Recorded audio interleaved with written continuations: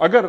میں آپ سے یہ سوال رکھوں کہ ہاں آپ کی گفتگو سن لینے کے بعد میرے اندر ایک تبدیلی پیدا ہوئی ہے کہ جناب والا اب اسی طریقے پہ زندگی گزارنی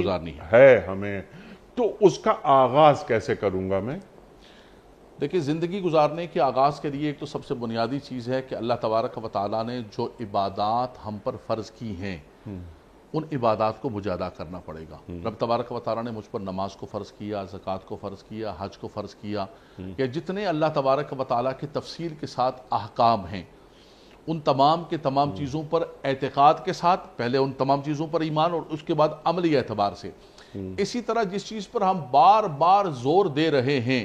وہ یہ ہے کہ کبھی کبھی ایسا ہوتا ہے کہ انسان عبادات کو تو پورا کر رہا ہوتا ہے لیکن حقوق العباد کو پورا نہیں کر رہا ہوتا ہے۔ عبادات کو تو پورا کر رہا ہوتا ہے لیکن اپنی معیشت کو، اپنے معاش کو، اپنی معاشرت کو وہ اللہ اور اس کے رسول کے احکامات کے مطابق نہیں کرتا ہے۔ اس کی خرابی کہاں پر پیدا ہوئی ہے؟ اس کی خرابی یہاں پر پیدا ہوئی ہے انیک صاحب کہ ہم نے عبادات کو الگ کر دیا اور معاشرت کو اور معیشت کو اور معاش کو اور ساری زندگی کو الگ کر دیا۔